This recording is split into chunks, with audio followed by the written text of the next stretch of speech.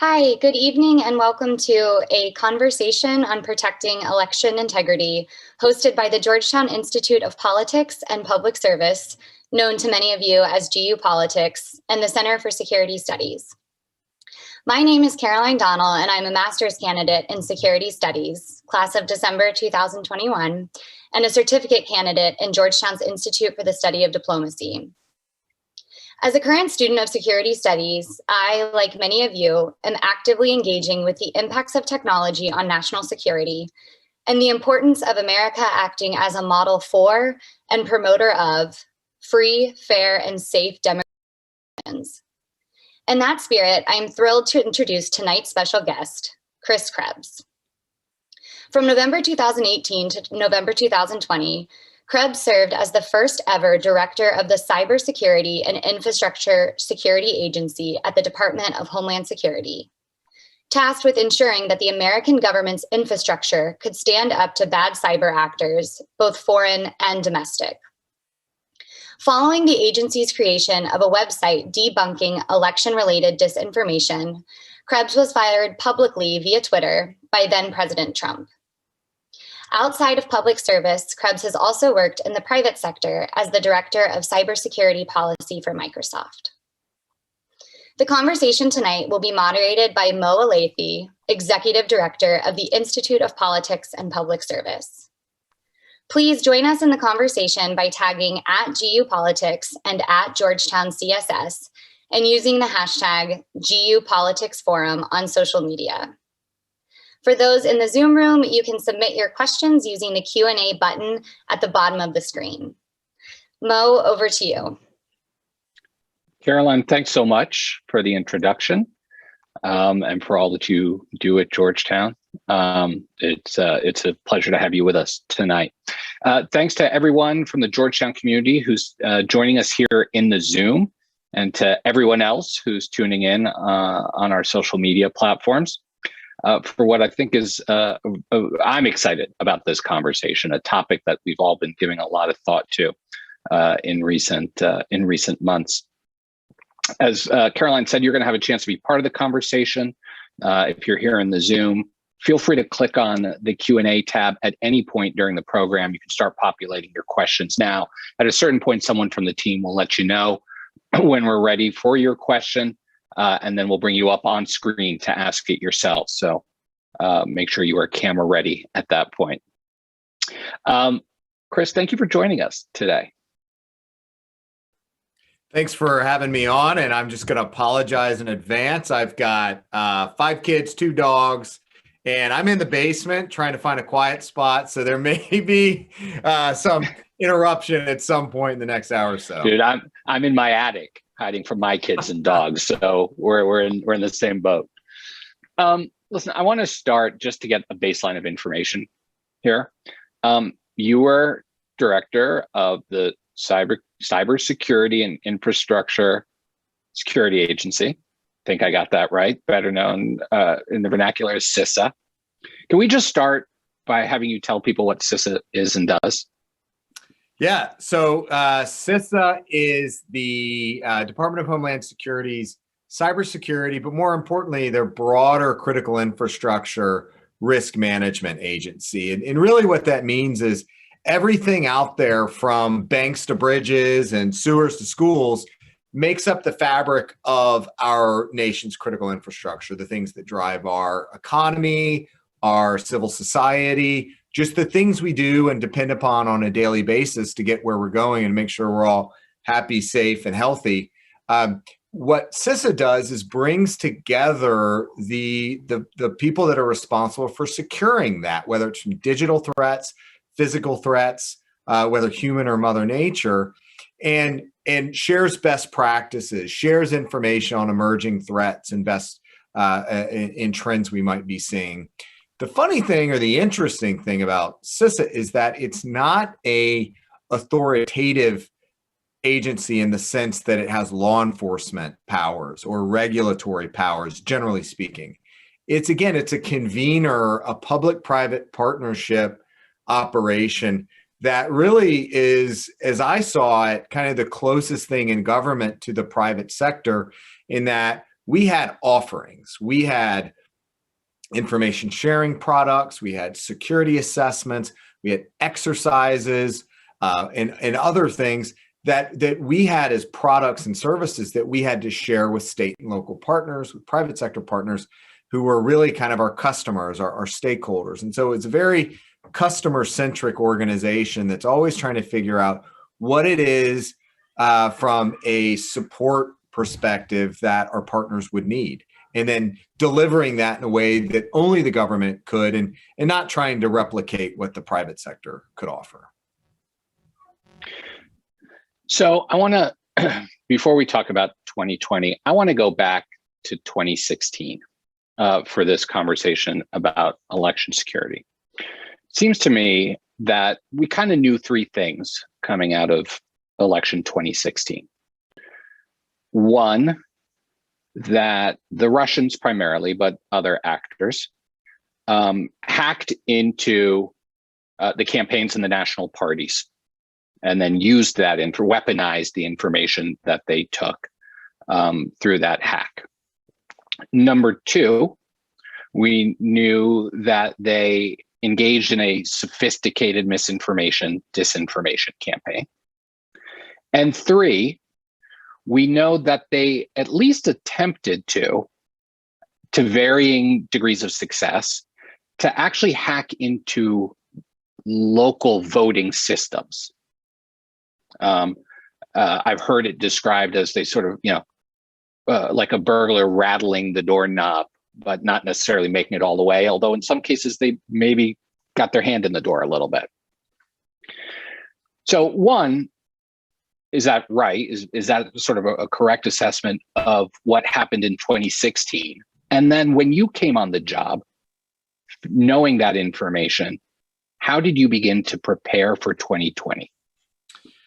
So your description of the three lines of the three work streams of the Russians effectively is accurate. And that's how it was described in the intelligence community assessment that was released in January of 2017 by in kind of one of the last acts of the Obama administration. And again, it's trying to hack into election systems.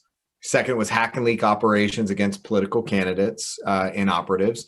And then this broader disinformation undertaking that really never stopped. It just evolved and transformed. So when I came in March of 2017, as I joined the Department of Homeland Security, I don't think I had any clue what I was getting into. I knew from the Microsoft side about the things the threat actors, the Russians, had been doing, targeting some of the email accounts of officials and think tanks and things like that. But the scope and the scale of election administration in the United States is something that I think most people don't appreciate. And in fact, I would recommend that everyone, at least for one cycle, volunteer to be an election worker. Get out there and understand how our democracy works in the process, and hopefully you'll have a bit of a on the ground understanding of how elections work. Plus, I'd add in that I think due to, I'm sure we'll talk about this, but some of the threats against election workers is going to have a chilling effect, and there's going to be a lot of attrition across election officials. But back to March, as I came in, there was a lot of pushback on what the heck DHS was doing anyway in the election security space. It's a proudly state and local activity. There were claims that we were going to try to regulate and take over elections, which couldn't be further from the truth, because it's very clearly enshrined in the Constitution, Article 1, Section 4, that state legislatures will determine time, place, and manner. And DHS can't, by fiat or executive order or directive, change that. So for us, it was really about lessons learned. And the three key lessons learned from the 2016 election were, first, that the federal government did not have a meaningful way to operationally coordinate with election officials on security of their system. So we had to build that up, the mechanisms, the processes for collaborating. The second was the election systems, the administration of elections and the equipment used was fairly dated. In some states, in particular Georgia and Pennsylvania, They didn't have technology in place that would give us confidence and the ability to audit the vote. And we'll come back to that, I'm sure. And then lastly, even internal to the federal government, between the intelligence community, law enforcement community, Department of Defense, CISA, and the cybersecurity experts, we didn't have our act together in a way that could be replicated for 2018 and 2020. So that was really the playbook for first 2018, but then 2020 is we had to be able to work in a trusted, meaningful way with state and local partners.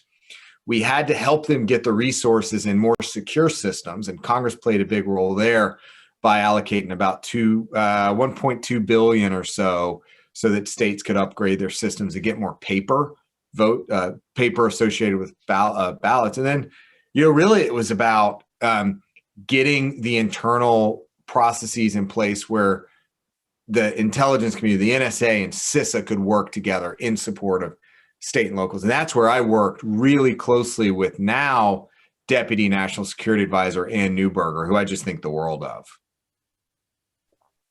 So I want to talk about a couple different pieces that you just referenced. So let's start with this, notion of these elections aren't controlled at the federal level. They are local, they are state-based. And so you got 50 and more different election systems in many cases. If I'm a bad actor, right, and I want to influence a national election, I don't need to impact the overall vote. I just need to go into a couple of precincts in a couple of counties, and that could swing a state. So, number one, how big of a problem is it a problem that we are this decentralized in our electoral system in terms of securing the vote? And number two, how prepared and secure are these local jurisdictions at protecting the vote from, bad actors? This is probably the question, whether decentralization is a good thing or a bad thing that we'll debate for the rest of the republic. But my key takeaway was that the framers got at least one thing right when they said that states and not the federal, particularly the federal incumbent, dictates the process on how elections run. You never want a participant in a race to be judging the outcome of the race. There's just too much opportunity for mischief and corruption. That said, a degree of standardization is required, particularly from a transparency perspective. You can't have black box elections. You want to know what the target you're shooting at and that everybody is compliant with a certain set of generally understood. And the Election Assistance Commission plays a role there. They have a set of voluntary voting system guidelines. They don't go far enough. I think they focus on election systems. They need to focus more broadly on e-poll books and voter registration databases and all of the kind of stem to stern technology aspects. But it does go to the fact that every state has systems that are deployed that either meet a federal standard or a state standard. And sometimes the state standard exceeds the federal standard.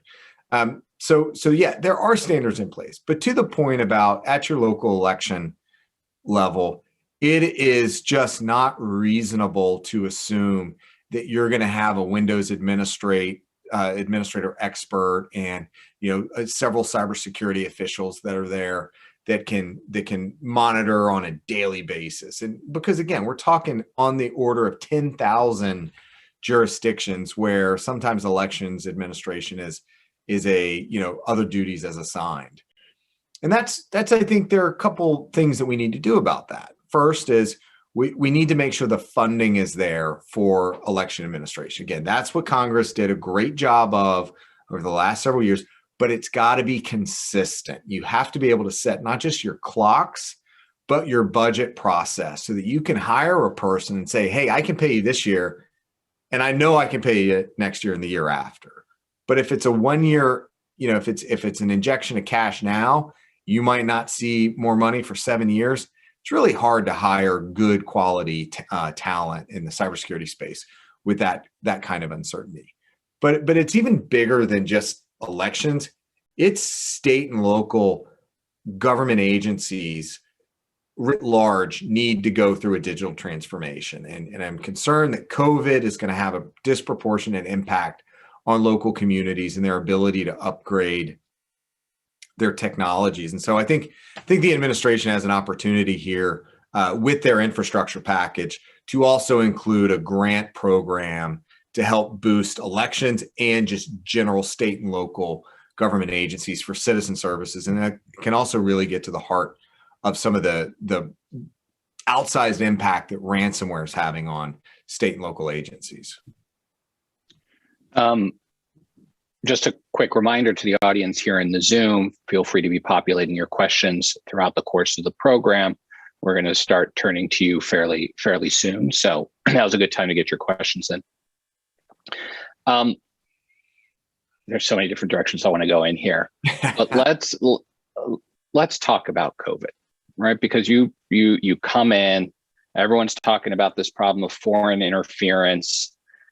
You start to try to get things ready for 2018. You get through that. You're starting to look ahead to 2020, and then COVID hits. Talk to me about how that impacted your planning for the 2020 election. It was about the last thing we needed, for various reasons. I don't think on a whole host of levels. Yeah, but elections are already complicated, and there was a whole lot of pressure put on election officials to ensure that this election was secure and free and fair. And then you throw in these complicating factors of, you've now got you can't use touch screens. You've got to use one-time pens or pencils. We're going to shift over to expanded absentee ballots. Oh, well, if we have an increase in absentee ballots, maybe we need to extend on the front end the processing time of some of these ballots. So there's all sorts of systematic changes that were underway. But I got to admit that the election officials, they're just natural risk managers. And so they took it head on. We worked with them really early on, not just from the cybersecurity aspect of COVID and the impact on systems, but how it would change election processing, and worked with them and in the CDC and HHS on, hey, mail-in ballots how does COVID survive on paper ballots when you put them in the mail? Is there a risk to postal workers? Is there a risk to the ballot processors? And I think what we found and what we've is since been confirmed, but FOMI, the surface transmission of COVID is very, very minimal. So it was those sorts of issues that we worked through. And then as they shifted processes to expanded mail-in ballots and absentee ballots, here are the security controls that you should adopt or are in place to ensure that it's a safe, secure process. So as they're adapting and changing a lot of their protocols and in some cases rules, right, for the casting of ballots, politics comes into play. I was thinking about this earlier. After the 2016 election, we kept talking about misinformation, disinformation from foreign actors. And suddenly a lot of it was coming from domestic actors, though probably with quite a lot of assistance from foreign actors on social media.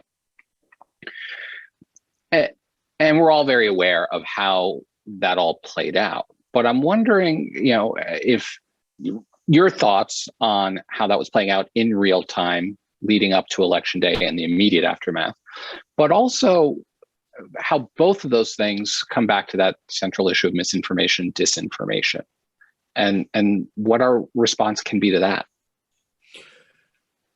Well, I think we really first saw it. We first probably saw it in 2016 with the former president starting to kind of throw in the narrative that it'd be a rigged election, and then he won. So put that plan and that response on the shelf. Maybe we'll bring it back. But I think we started seeing that again pop up over the summer with that expansion to absentee and universal mail-in ballots, as it was being called.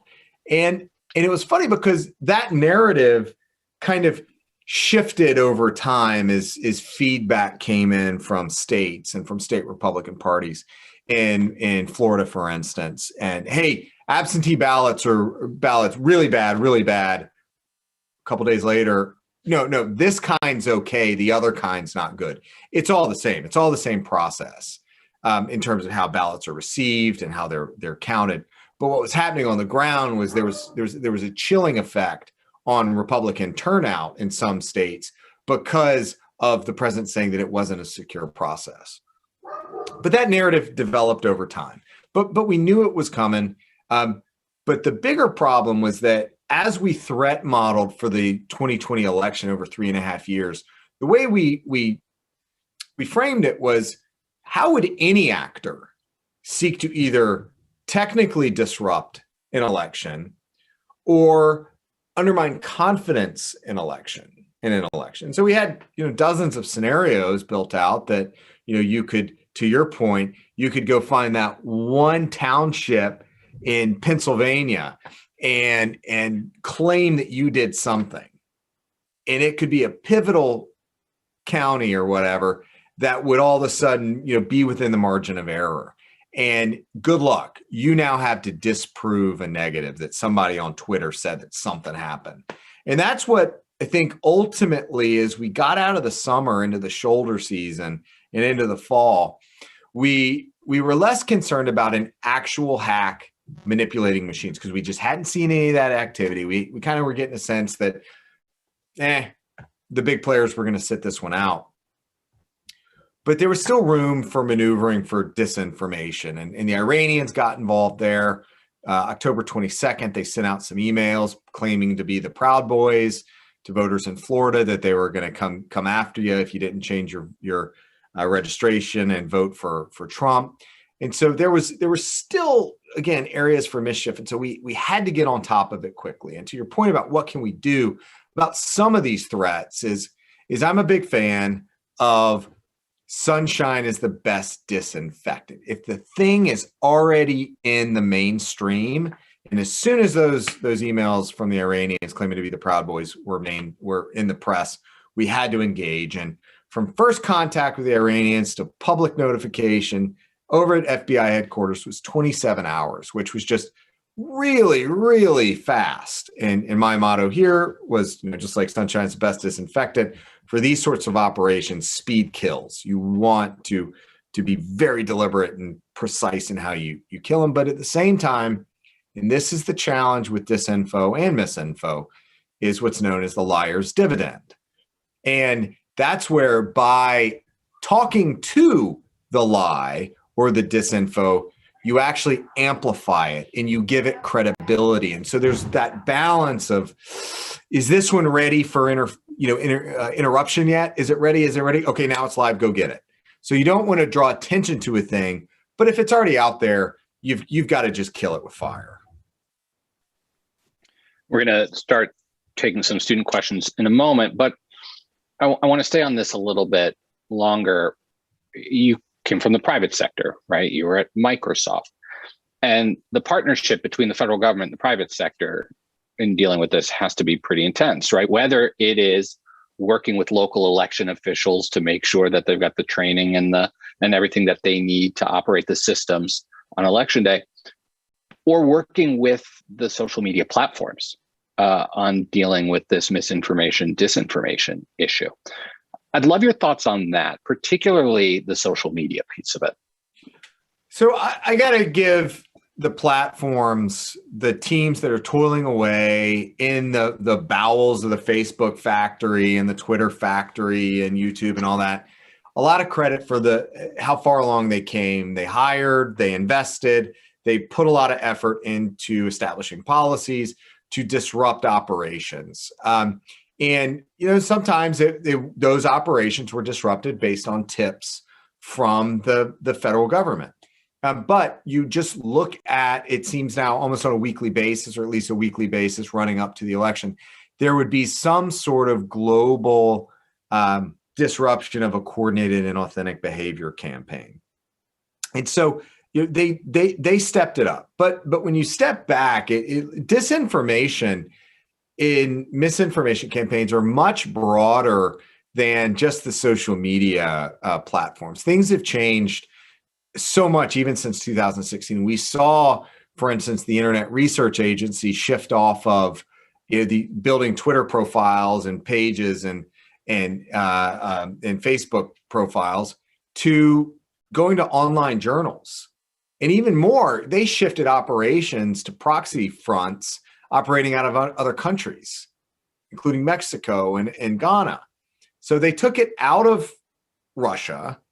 They took it to another country where they thought they had some obscurity, and then they start hitting journals and what looks like real media. And so it's just an evolution of the adversary, and that tells me that some aspect of the social media disinfo disruption process was effective. Now, that doesn't mean it's all gone away, but something is working. And we've got to keep addressing it. But that's on the supply side. You know, we've ramped up efforts to disrupt supply of disinfo, but I continue to view it as a supply demand problem.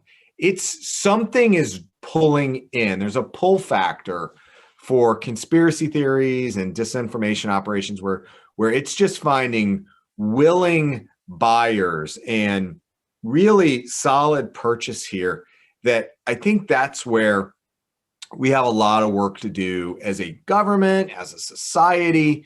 We have to increase digital literacy, civics education. I think too many people just kind of forgot how elections work, and they've probably at the same time become a little too complicated. So we've got to up-level our understanding and our engagement, and make people just a little bit more resilient to the garbage that they may see screaming across the internet. So I want to ask one last question before we go to the students and take it away from just purely the electoral. I mean, CISA's mandate is much broader than elections. That's what got a lot of attention, obviously, Yep. But it's much broader. As you described it, protecting all of our critical infrastructure.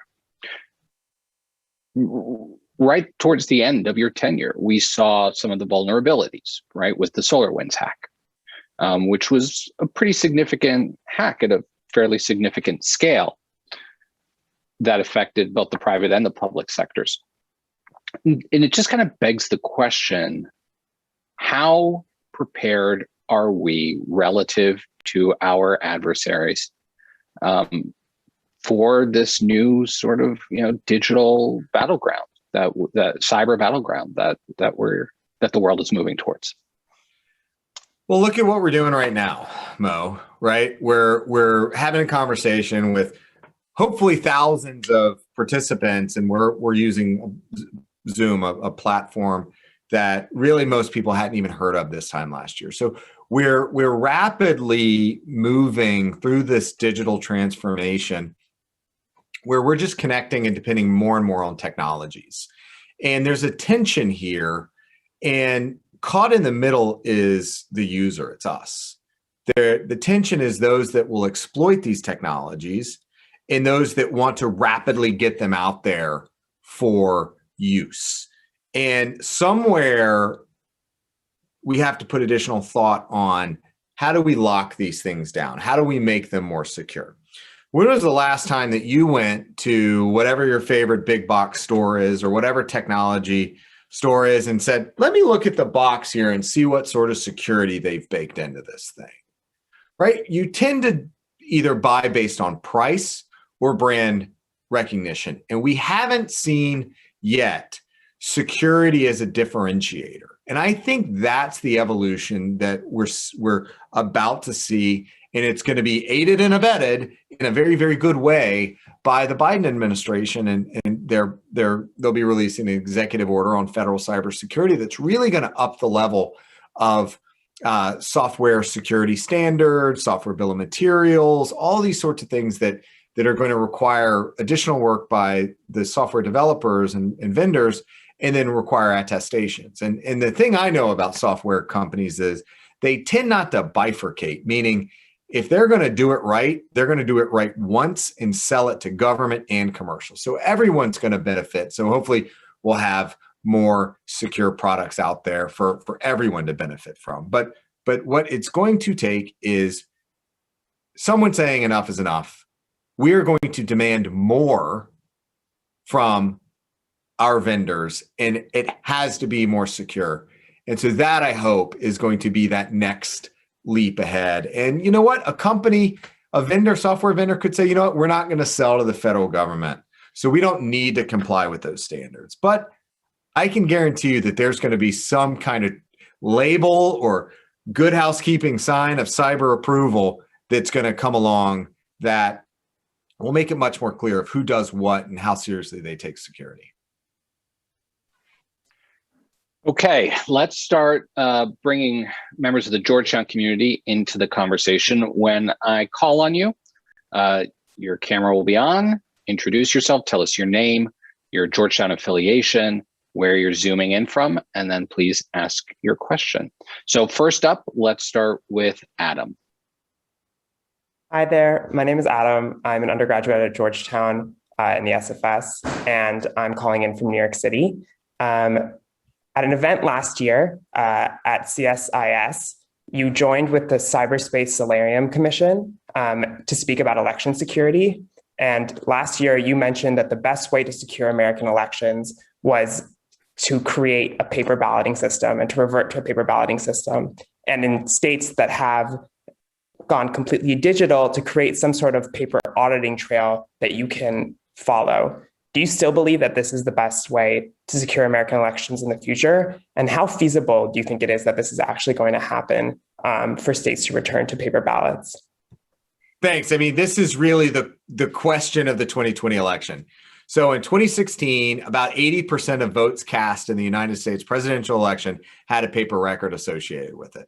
In the 2020 election, according to the Center for Election Innovation and Research, that number was 95%. And that's in part due to states doing shifts away from what's known as a DRE machine. And the other is this expansion of absentee ballots. So New Jersey, for instance, is one of those states that only has the touchscreen systems that's recorded down on removable media, unless you voted by mail, absentee ballot. And so they went all to absentee ballots. Again, 95%.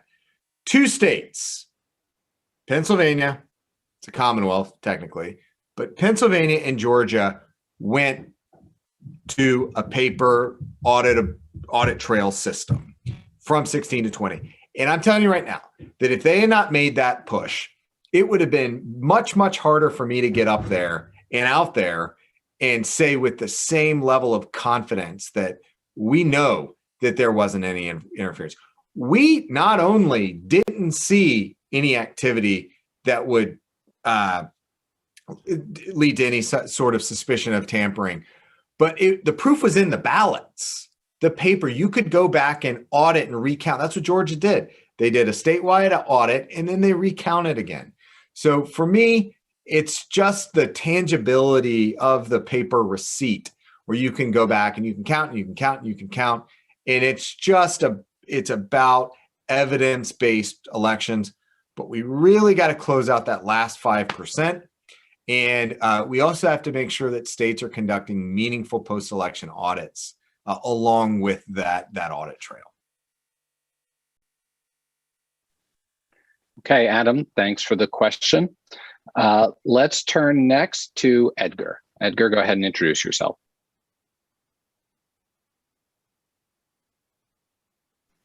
Edgar, I think you're on mute. My apologies. Hi, Mr. Krebs. My name is Edgar, and I'm a current grad trying to complete a finance, and I'm zooming in from Davis, California. My question is, will the government ever retrofit the Office of Personnel Management beyond Einstein? It's ongoing with the new outlook of hacks. What are the difficulties with upgrading the system, and what would it take to convince our government that our cyber is critical to our infrastructure? So generally what you're asking here is the state of cybersecurity across the federal civilian agencies. One program that's known as Einstein, which is a combination of an intrusion detection system, an intrusion prevention system, as well as a couple other threat feeds and things like that. You know, it's not state of the art. It's dated technology. So what the heck are we going to do about it? I think you're going to see in the next week or so out of the administration is I've already talked a little bit about the executive order on federal cybersecurity, but not only will it increase the security of products, the technology, the IT products themselves, but it's also going to it's going to increasingly put CISA, my old agency, in a position of accessibility and authority to continue to improve security. So I suspect what you'll see is some degree of transitioning off the older technologies. But I think from a layered defense perspective, you always want perimeter security. You always want an IDS and an IPS, but really start continuing to focus on what's happening inside the network and what's happening at the endpoint. So the 21 National Defense Authorization Act gave CISA the authority to go proactively hunt on agency networks. They couldn't do that. They had to do a mother may I, and agencies didn't always say yes. Then they had to figure out how to pay for it, and neither were in place. So now you've got the authority to go hunt, as well as under the recent COVID relief package, about $650 million to in part pay for the technology, the product, the EDR, the endpoint detection and response, and the host-based analytics capabilities, as well as the analysts to get out there. So that to me is active hunting with network and host-based analytics, as well as a protective DNS feature that will limit be looking for malware call outs from within networks. And then lastly, continued partnerships with cloud-based email providers like Microsoft and Google and AWS, working with them to ensure that the security measures that as all these agencies go to the cloud, that the right security measures are in place, including logging and monitoring and just further defensive hardening. That's going to be the future of federal cybersecurity. So, I think it would be, goodbye Einstein in the not too distant future, and, hello to a much more aggressive, proactive hunting posture. Thank you. Okay. Edgar, thanks for the question. Let's bring Caroline back to ask a question. Hi, Mr. Krebs. First, thank you so much for your time and all the information. It is fascinating and very valuable. I'm curious, cybersecurity, admittedly for myself as well, can be a really difficult and intimidating practice to even try to understand. So I'm wondering how government officials can help explain some of that transparency and avoiding black boxes that you were talking about.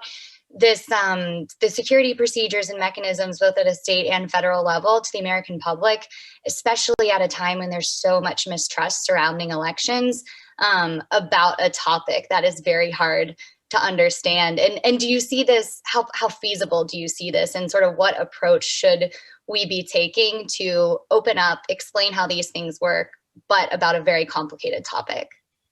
And this is really the challenge, that it's not just for government, but if you go talk to any chief information security officer or cybersecurity expert within a big company, the challenges of communicating in a back and forth way with your board of directors or your general counsel or your CEO, it's complicated because you live in a technical world and you need to translate it into business terms.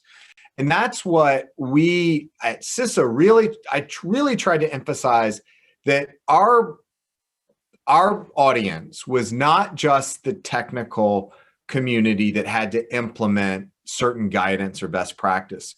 They get plenty of information, whether from us or from other vendors or their cybersecurity vendors.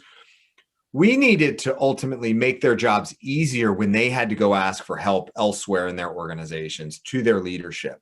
And so we really expanded the C-suite and the board and the general counsels as a target audience. And what that takes is much more business-oriented discussion about risk and risk management and how cybersecurity starts at the top. and what are just some basic concepts that you can distill down for leaders. And that, about a year and a half ago, we released the CISA Cyber Essentials. And I think that's what really kind of made for us the most, that was the biggest difference maker. And another example is about, you talk about cyber and you talk about risk in a way that someone can relate to based on their personal experience. The average American is not seeing Russia or China hitting their networks and conducting really stealthy espionage operations. They hear about it maybe, but what they do see are ransomware attacks that take their kids offline from COVID distance learning for a week or two. And so you start talking about security, cybersecurity in a way that relates. And so my kind of takeaway for the students is, even if you're in a technical track or a technical, it doesn't matter what you're doing, you can come into the cybersecurity field with a liberal arts degree, but you have to be able to communicate. You have to be able to learn and understand these technical complex terms and concepts, but you have to be able to communicate clearly, concisely, both written and verbal. And I'll tell you what, I don't think I really understood the value and the importance of communications really until I went to law school and was, had a legal writing class every single semester for law school, which is a little bit different, but it's all about communication. Okay, Caroline, thanks for the question. Next, let's go to Divjot. Hi there, Mr. Krebs. Thank you so much for joining us today. This conversation has just been wonderful and really insightful. My name is Divjot Bawa. I'm an undergraduate student in the School of Foreign Service, majoring in Science, Technology, International Affairs, minoring in Computer Science, and am Zooming from Northern Virginia. My question is regarding the cyber public-private collaboration that's needed. It's well understood that the nation's cyber infrastructure is not government-owned, and rather a partnership between commercial and public stakeholders to secure the internet. From your vantage point, what are the most urgent steps that need to be taken by the Biden administration so that cybersecurity initiatives and programs across the federal government, be it responding to attacks, patching vulnerabilities, modernizing infrastructure, can more seamlessly rely on private sector capabilities and innovations? What are the biggest challenges that you foresee in way of such collaboration? Thank you so much. Yeah, this is kind of the Gordian knot of the way infrastructure exists right now in the United States. And you kind of put a statistic on it, it's generally, even though I have still yet to find the primary source, but 85% of American critical infrastructure is privately owned. And most of that is not regulated. It's just the way the market works here in the US. So if the government really wants to affect change, they've got a couple levers they can pull. They can regulate a private industry, and generally it requires some sort of congressional authorization for that, a statute that lays out the thing you're trying to protect against or control or regulate, whatever, and then you have to run a regulation process, which by the Administrative Procedures Act, notice and comment period can take years and years and years. Then you have to implement, then you have to enforce it. So we're talking like really long term. And there's another mechanism though, and I think it's most appropriate for IT and communications is procurement, government procurement. If you are a software company or a cybersecurity vendor, your big, and it's not the white whale, but your big game hunting is to get a big contract in the Department of Defense, because that is just steady stream of cash that you're going to be able to bank on and grow a company on for years. And then, also banks. But government has power of the purse, has procurement power. They can set standards. And I think that's what you're going to see coming up very soon, is setting a higher bar for standards for selling into the government. It's still going to require some adjustments to the federal acquisition regulations, the defense federal acquisition regulation, the FAR and the DFAR, about how things are regulated, the kind of information. But that's where I would certainly start. And then more broadly, we have to continue working towards a operational partnership between government and industry outside of the procurement offices. That's the operators. How do the operators work together?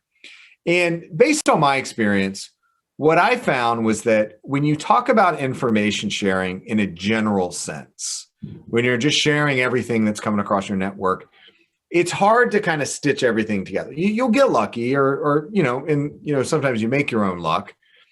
But what I found most effective was that when you built a community of practice around a set of objectives and a very clearly defined outcome, election security, you can get all the players together that you need to work on an issue. So state, local election officials, state IT officials, the intelligence community, the FBI, CISA, the Election Assistance Commission.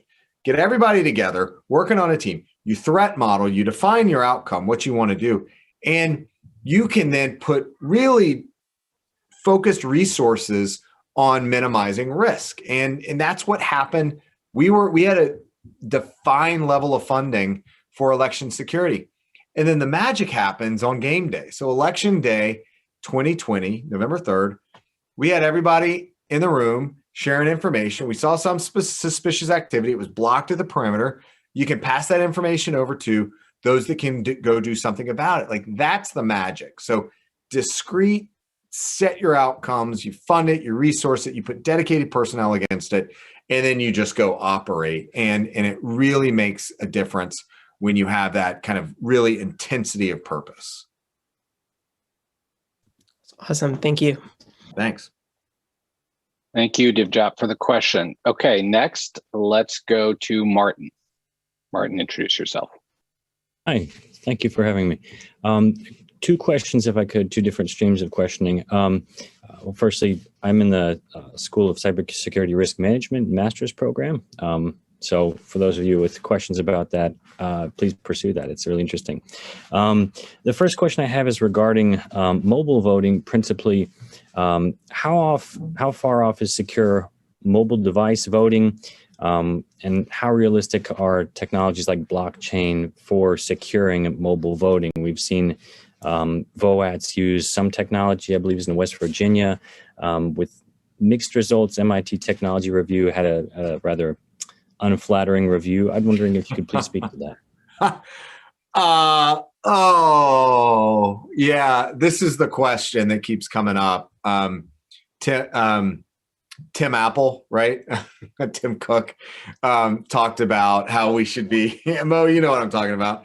Talked about iPhones and how we should, so many people use these, we should be able to vote on them. And there are societies, I think Estonia has worked on internet voting. I think their system, at least their digital ID, did get compromised by the Russians, I think, if I'm remembering correctly. Again, it's not just about the technology in place, and could our devices be secure enough in 10 years? Maybe. But I'm as much worried about the perception hack as the real hack. And we need to focus on evidence-based elections paper and thorough post-election auditing after the fact to reinforce, as well as a transparent process. Unfortunately, I think even if you had the immutable characteristics of the blockchain, there are still those that would just not believe it. And granted, you're going to get that in paper too, but I think that we focus on evidence-based elections and meaningful post-election audit, not just of the vote, but of the entirety of the process, from registration and all that good stuff. That's where I would put all my resources. But don't listen to me. Listen to the National Academy of Science, Engineering, and Mathematics. If they talk about it in their report from 2 years ago. It's the Securing the Vote report. Matt Blaze, Georgetown, he talks about it, and it's just we're nowhere near where I would have confidence in terms of mobile voting. Thank you. Thanks. Thanks, Martin. All right, let's go to Pete. Hi, Mr. Krebs. Thanks for asking our questions.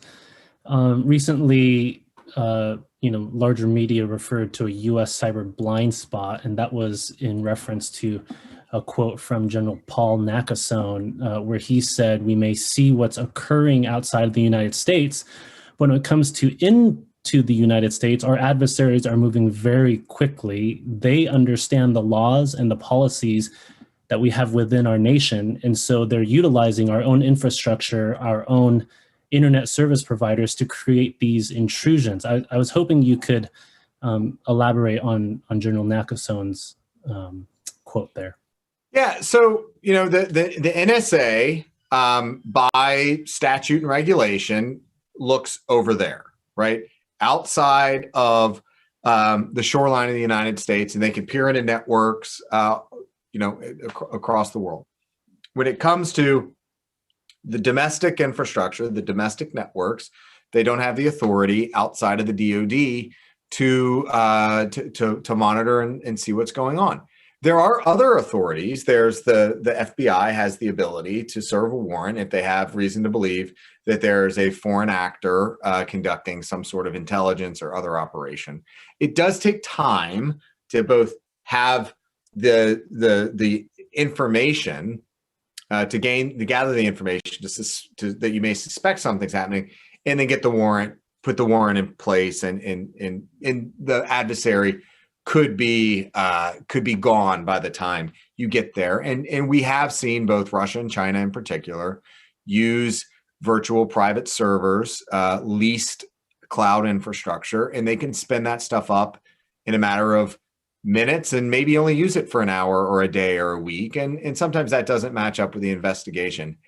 I don't think, though, that the answer, and I am yet to hear that General Nakasone is suggesting that the NSA have powers to surveil broadly within the United States.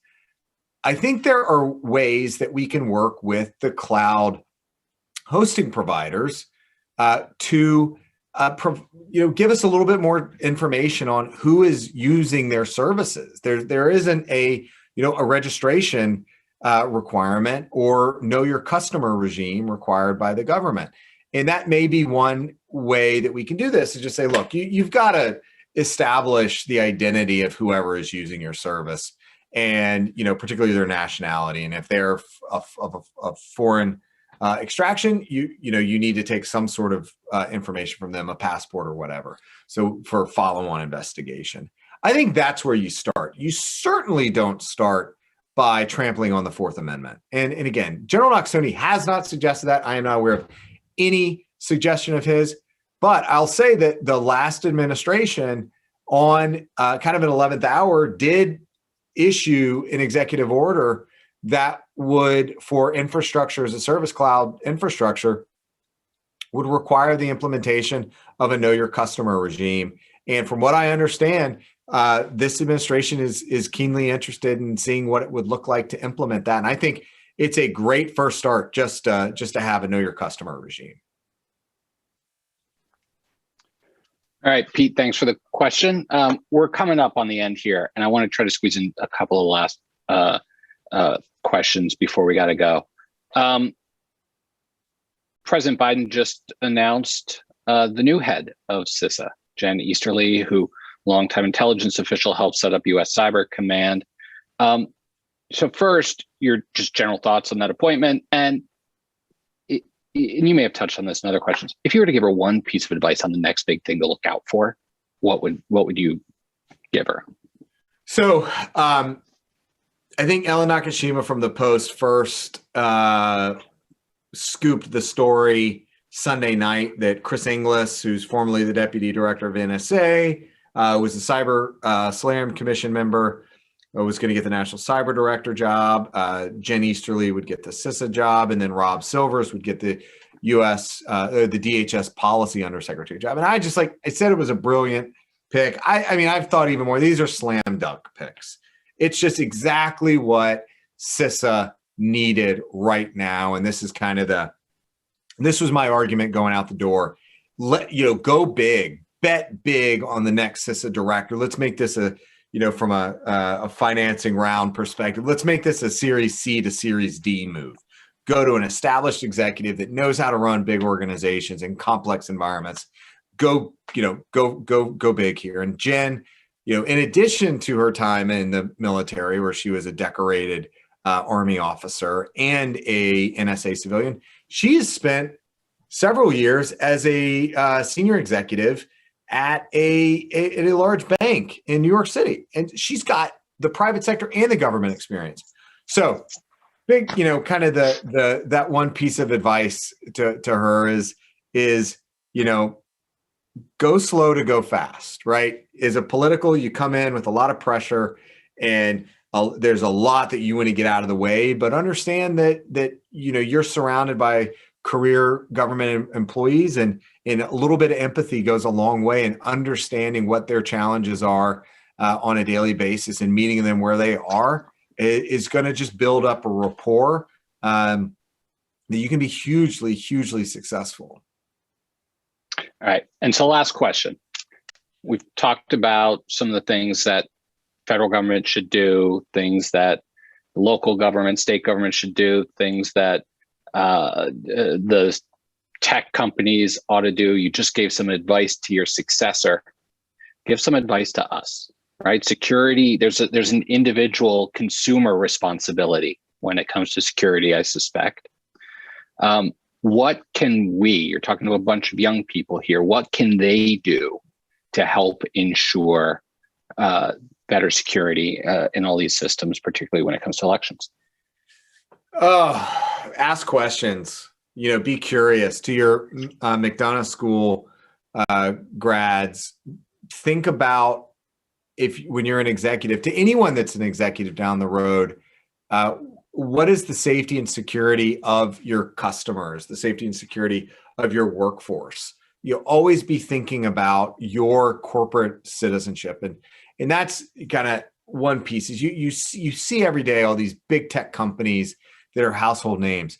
But below that line, there are hundreds of companies that are systemically important throughout the IT space in particular. And if you find yourself in one of those spots that you've got market dominance, but you're not on the order of a Google or a Microsoft, but you're still critically important, think about what your corporate citizenship responsibilities are to protect not just your shareholders, not just your employees, not just your customers, but society writ large. And do what you need to do to set an example as a cybersecurity leader. Even if you're the CFO or the COO or the general counsel, you are also a cybersecurity leader, and make sure you're putting those priorities first. Chris, I can't thank you enough. This has been such a fascinating and shockingly enjoyable conversation. Not shockingly because of you, but this isn't a conversation that I would think I would always enjoy having.